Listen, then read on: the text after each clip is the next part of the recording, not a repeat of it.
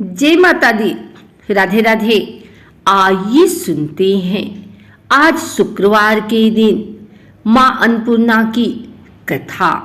माता अन्नपूर्णा का 21 दिवसीय यह व्रत अत्यंत चमत्कारी फल देने वाला है। यह व्रत अगहन यानी कि मार्गशीर्ष मास में शुक्ल पक्ष की प्रतिपदा से शुरू कर 21 दिनों तक किया जाता है। इस व्रत में अगर व्रत न कर सके तो एक समय भोजन करके भी व्रत का पालन किया जा सकता है। इस व्रत में सुबह घी का दीपक जलाकर माता अन्नपूर्णा की कथा पढ़ें, सुने और भोग लगाएं। अन्नपूर्णे सदा पूर्णे शंकर प्राण वल्लभे ज्ञान वैराग्य सिद्ध्यर्थम भिक्षाम देहि च पार्वती माता च पार्वती देवी पिता देवो महेश्वर बांधवा शिव भक्ता स्वदेशो भूनंत्रियम।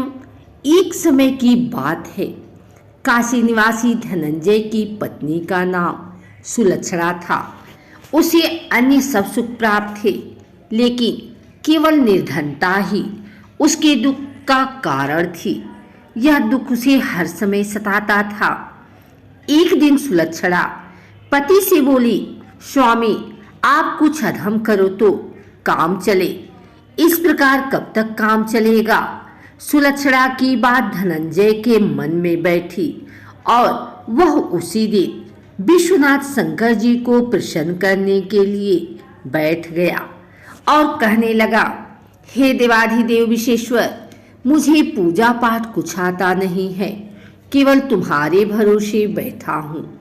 इतनी विनती करके वह 2-3 दिन भूखा प्यासा बैठा रहा। यह देखकर भगवान शंकर ने उसके कान में अन्नपूर्णा अन्नपूर्णा अन्नपूर्णा इस प्रकार 3 बार कहा। यह कौन क्या कह गया? इसी सोच में धनंजय पड़ गया कि मंदिर से आते ब्राह्मणों को देखकर पूछने लगा, पंडित जी अन्नपूर्णा कौन है? ब्राह्मणों ने कहा, तू अन्न छोड़ बैठा है, सो तुझे अन्न की ही बात सूझती है। जा घर जाकर अन्न ग्रहण कर। धनंजय घर गया, स्त्री से सारी बात कही। वह बोली, नाथ चिंता मत करो, स्वयं शंकर जी ने यह मंत्र दिया है, वे स्वयं ही खुलासा करेंगे। आप फिर जाकर उनकी आराधना करो। धनंजय फिर जैसा का तैसा पूजा में बैठ गया। रात्रि में शंकर जी ने आज्ञा दी, कहा तू पूर्व दिशा में चला जा। वह अन्नपूर्णा का नाम जपता जाता और रास्ते में फल खाता, झरनों का पानी पीता। इस प्रकार कितने ही दिनों तक चलता गया। वहां उसे चांदी सी चमकती वन की शोभा देखने में आई। सुंदर सरोवर देखने में उसके किनारे कितनी ही अप्सराएं झुंड बनाए बैठी थी। एक कथा कहती थी और सब माँ अन्नपूर्णा इस प्रकार बार बार कहती थी। यह अगहन मास की उजेली रात्रि थी और आज से ही व्रत का आरंभ था। जिस शब्द की खोज करने वह निकला था, वह उसे वहां सुनने को मिला। धनंजय ने उनके पास जाकर पूछा, हे देवियों, आप यह क्या कर रही हैं? उन सब ने कहा, हम सब माँ अन्नपूर्णा का व्रत कर रही हैं। व्रत करने से की गई पूजा क्या होता है? यह किसी ने किया भी है? इसे कब किया जाए? कैसा व्रत है और कैसी विधि है? मुझसे भी कहो। वे कहने लगी, इस व्रत को सब कोई कर सकते हैं। 21 दिन के लिए 21 गांठ का सूत लेना चाहिए। 21 दिन यदि न बने तो 1 दिन उपवास करे, यह भी न बने तो केवल कथा सुनकर प्रसाद ले। निराहार रहकर कथा कहें। कथा सुनने वाला कोई न मिले तो पीपल के पत्तों को रख सुपारी या घृत कुमारी वृक्ष को सामने कर, दीपक को साक्षी कर, सूर्य, गाय, तुलसी या महादेव को बिना कथा सुनाए मुख में दाना न डालें। यदि भूल से कुछ पड़ जाए तो एक दिवस फिर उपवास करें। व्रत के दिन क्रोध न करें और झूठ न बोलें। धनंजय बोला, इस व्रत के करने से क्या होगा? वे कहने लगे, इसके करने से अंधों को नेत्र मिले, लूलों को हाथ मिले, निर्धन के घर धन आए, बाझन को संतान मिले, मूर्ख को विद्या आए।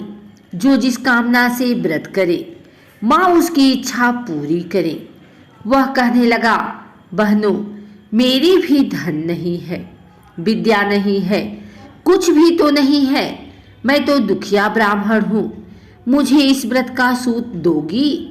हाँ भाई, तेरा कल्याण हो, तुझे देंगे। ले, इस व्रत का मंगल सूत ले। धनंजय ने व्रत किया। व्रत पूरा हुआ तभी सरोवर में से 21 खंड की सुवर्ण सीढ़ी हीरा मोती जड़ी हुई प्रकट हुई। धनंजय अन्नपूर्णा अन्नपूर्णा कहता जाता था। इस प्रकार कितनी ही सीढ़ियां उतर गया तो क्या देखता है कि करोड़ों सूर्य से प्रकाशमान अन्नपूर्णा का मंदिर है। उसके सामने स्वर्ण सिंहासन पर माता अन्नपूर्णा विराजमान है। सामने भिक्षा हेतु शंकर भगवान खड़े हैं। देवांगनाएं चवर डुलाती हैं। कितने ही हथियार बांधे पहरा देती हैं। धनंजय दौड़कर जगदम्बा के चरणों में गिर गया। देवी उसके मन का क्लेश जान गई। धनंजय कहने लगा, माता, आप तो अंतर्यामिनी हो, आपको अपनी दशा क्या बताऊं? माता बोली, मेरा व्रत किया है, जा, संसार तेरा सत्कार करेगा। माता ने धनंजय की जिह्वा पर बीज मंत्र लिख दिया। अब तो उसके रोम रोम में विद्या प्रकट हो गई। इतने में क्या देखता है कि वह काशी विश्वनाथ के मंदिर में खड़ा है। माँ का वरदान ले धनंजय घर आया। सुलक्षणा से सब बात कही। माताजी की कृपा से उसके घर में संपत्ति उमड़ने लगी। छोटा सा घर बहुत बड़ा गिना जाने लगा। जैसे शहद के छत्ते में मक्खियां जमा होती हैं, उसी प्रकार अनेक सगे संबंधी आकर उसकी बड़ाई करने लगे। कहने लगे, इतना धन और इतना बड़ा घर, सुंदर संतान नहीं तो इस कमाई का कौन भोग करेगा? सुलक्षणा से संतान नहीं है, इसलिए तुम दूसरा विवाह करो। अनिच्छा होते हुए भी धनंजय को दूसरा विवाह करना पड़ा और सती सुलक्षणा को सौत का दुख उठाना पड़ा। इस प्रकार दिन बीतते गए। फिर अगहन मास आया। नए बंधन से बंधे पति ने सुलक्षणा से कहलाया कि हम व्रत के प्रभाव से सुखी हुए हैं, इस कारण यह व्रत छोड़ना नहीं चाहिए। यह माताजी का प्रताप है जो हम इतने संपन्न और सुखी हैं। सुलक्षणा की बात सुन धनंजय उसके यहाँ आया और व्रत में बैठ गया। नई बहू को इस व्रत की खबर नहीं थी। वह धनंजय के आने की राह देख रही थी। दिन बीतते गए और व्रत पूर्ण होने में 3 दिवस बाकी थे। नई बहू को खबर पड़ी। उसके मन में ईर्ष्या की ज्वाला दहक रही थी। सुलक्षणा के घर आ पहुंची और उसने वहां भगदड़ मचा दी। वह धनंजय को अपने साथ ले गई। नए घर में धनंजय को थोड़ी देर के लिए निद्रा ने आ दबाया। इसी समय नई बहू ने उसका व्रत का सूत तोड़कर आग में फेंक दिया। अब तो माताजी का कोप जाग गया। घर में अकस्मात आग लग गई। सब कुछ जलकर खाक हो गया। सुलक्षणा जान गई कि पति को फिर अपने घर ले आई। नई बहू रूठकर पिता के घर जा बैठी। परमेश्वर मानने वाली सुलक्षणा बोली, नाथ घबराना नहीं, माता जी की कृपा अलौकिक है। पुत्र कुपुत्र हो जाता है पर माता कुमाता नहीं होती। अब आप श्रद्धा और भक्ति से आराधना शुरू करो, वे जरूर हमारा कल्याण करेंगे।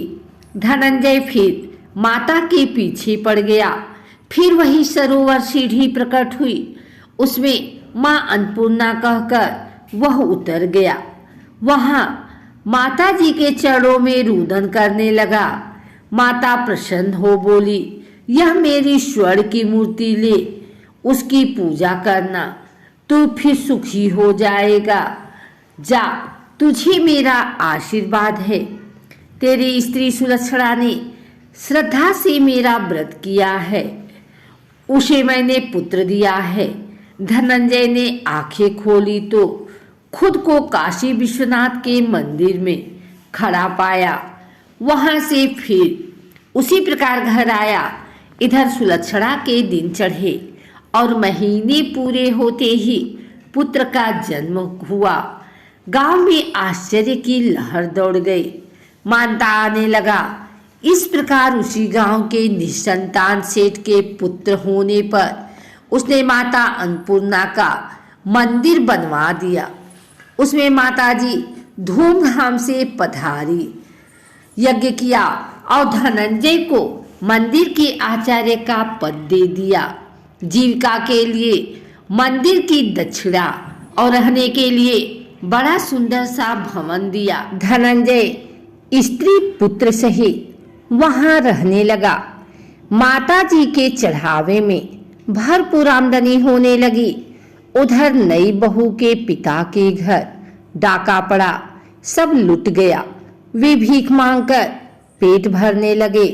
सुलक्षणा ने यह सुना तो उन्हें बुला भेजा, अलग घर में रख लिया और उनके अन्न वस्त्र का प्रबंध कर दिया। धनंजय, सुलक्षणा और उसका पुत्र माता जी की कृपा से आनंद से रहने लगे। माता जी ने जैसे इनके भंडार भरे वैसे सबके भंडार भरे।